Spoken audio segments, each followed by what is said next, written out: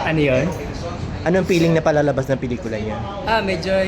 Medyo na kinakabahan kasi Ah, hindi ko alam kung nagawa ko ng tama. Pero excited ako kasi ah, pinaghirapan namin to. Lahat talaga naghirap sa movie na to.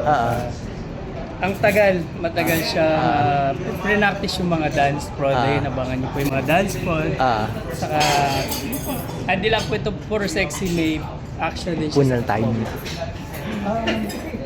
Sandali lang ha. Okay. Tapos hinahanap.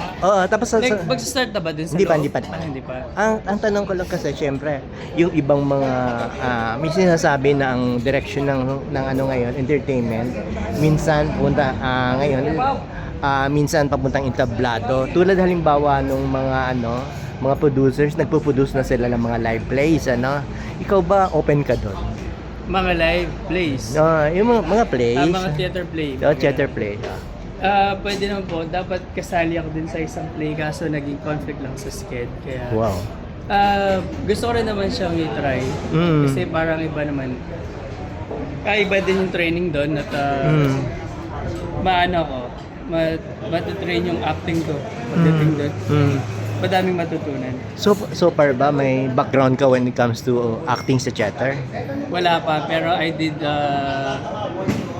tag dito sa school, sa church, tapos sa mga workshops. So, siyempre familiar ka rin sa mga ginagawa ni na Dre, ni na John Marcia, at sa Juan Calma, at saka ni Paulo. Sorry po, ano pong vlog niyo? Archie ako, tawag dito, kolumnista ako sa marami pala. Yes, ano pong... Abante Tonight. As Abante. Yes, sir. Ano masasabi mo na yun, nagda-diversify sila? Maganda, tawag din mga totoong actor sila kasi willing silang gawin lahat. Basta related sa art. At pag ganun talaga, pag actor ka, passionate ka talaga sa pagdating sa art eh. Pero, so, saludo ko pero sa kanila. willing kang supportahan sila. Ay, nakasupport po ako lagi sa lahat ng mga kapatid or mga kaibigan natin sa showbiz. Napanood mo na ba yung mga play nila, hindi ba? Ay, hindi pa kasi kakauwi ko lang from US. Pero nabalitaan mo? Yes, nabalitaan. Tapos siyempre may mga nudity yun sila, di ba? So, tawag dito, ikaw ba may limitation ka when it comes to sa teatro? Tulad halimbawa ni Paulo, talagang nagpakita siya ng puwet sa lumalakad siya sa So, kasi syempre an acting piece din siya, di ba? If sobrang kailangan naman siya hinihingi talaga siya sa script, why not, di ba? Kasi Nakagawa naman natin tayo. sa AQ, di ba? Nakapaggawa ka na rin man sa AQ, di ba? Pero, yun nga po. Kung kailangan talaga siyang gawin, why not? May binubuong grupo dito ba? Supposed to be si, yung Wild Boys, si Yes, Direk. Supposed to be, nasabi niya na, inaano niya na yung mga kasama dito. What happened? Yung sa akin naman, medyo nagkaroon ng conflict sa sked talaga. Kasi, medyo busy tayo sa mga nationwide events. Kunwari, next week nasa ibang lugar naman ako. Hindi po talaga ako papirme masyado sa Manila. And taga Pampanga din ako. Minsan conflict din sa mga shoots, sa movies, sa TV. Kaya pag boy group kasi, ano yan parang medyo demanding siya sa mga trainings, ganyan, sa dance practice. So, siguro sa time lang, hindi siya nag-workout sa time. Kasi pero kung sakaling medyo demanding nga po. Kung sakaling halimbawa may time ka, willing ka naman na maging partner. Yes. Galing naman po ako sa boy group. Di ba po kung natatandaan niyo yung Bidaman? Yeah. Medyo sanay naman tayo sa grupo. Medyo yun yung hirap pagka-grupo. Kailangan yung schedule, tugma, tapos meron dyan mga conflict din sa mga, syempre minsan hindi magkakapareho ng trip, di ba? So yun yung parang challenge din pag-group. Unlike pag-solo, may free will ka. kung kailan ka available, ganyan. makapili ka Speaking of your movie, Wild Boys, tawag dito. What is the wildest thing you have done so far? sa movie or sa totoong buhay? Sa totoong buhay. Sa totoong buhay, siguro yung... Pwede ba siyang sabihin? O, lahat naman tayo, di ba? May mga... Siguro yung pinaka-wild is, wala naman siguro tao. Na, Nag-try ako mag-skinny dip ba yung tawag doon? aha. Skinny dip sa dagat. Wala naman tao. Try lang, ganun. Siguro yung pinaka-wild na yun. Wild na yun. Kasi usually ibang mga artista more or less syempre especially pag nagsimula ka as a sexy actor, syempre may Sorry po, ipopost niyo po yung video or hindi naman. i-write niyo lang? Okay, sorry. Medyo pinapawisan kasi ako. Okay lang. Yeah. Yeah. Sige Hindi po. ko i-post ba okay lang? Okay, di ko, check niyo muna. Sige. Kasi baka pinapawisan ako sa... Sige, kasi sige. silaw kasi ako eye LASIK kasi. No? Sige. Medyo sige. sensitive yung eyes ko sa... Sige. light. Tapos kasi syempre dito may mga kaso syempre pag mga sexy actor, mga minsan like it or not because of the nature of the trade, Yes.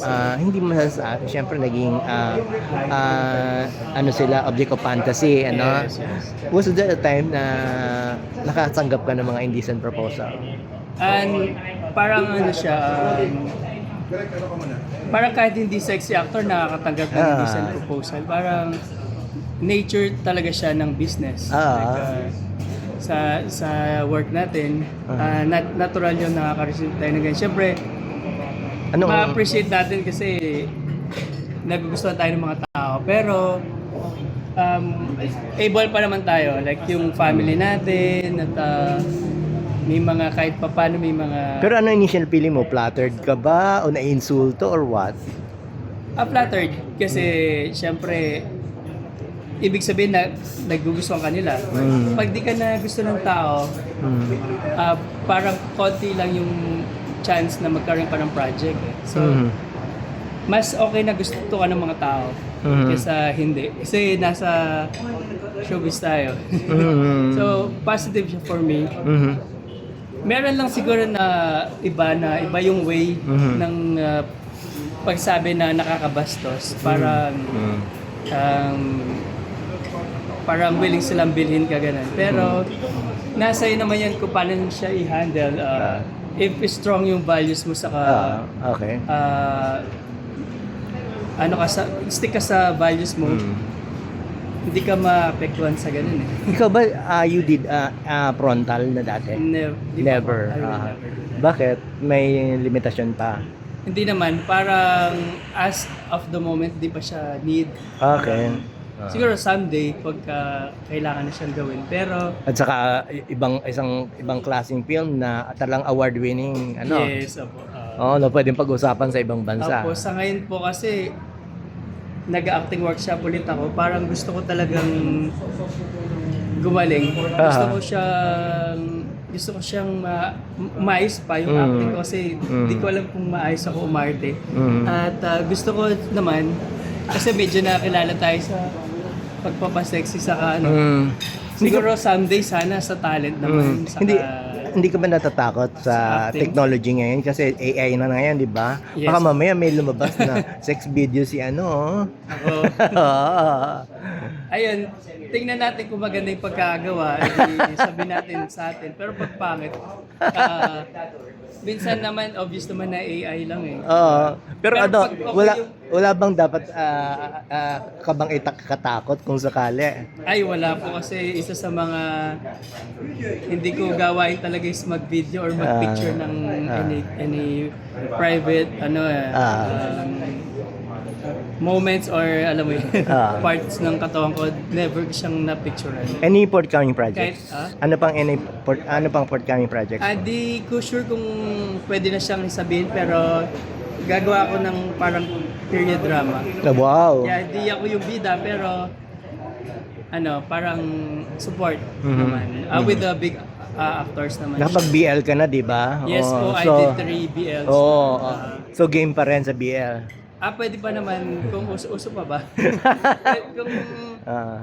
kung yun yung tawag doon, inihingi, okay lang. Sige. Kasi tayo naman kahit anong trabaho, basta related sa natin, sa work natin, okay lang. Okay yun. Basta versatile. Kasi pagka tumanda na ako, wala na, di ba? Mahirapan na tayong makahanap ng trabaho. Okay. Kaya, Okay, habang thank- nandyan, okay lang.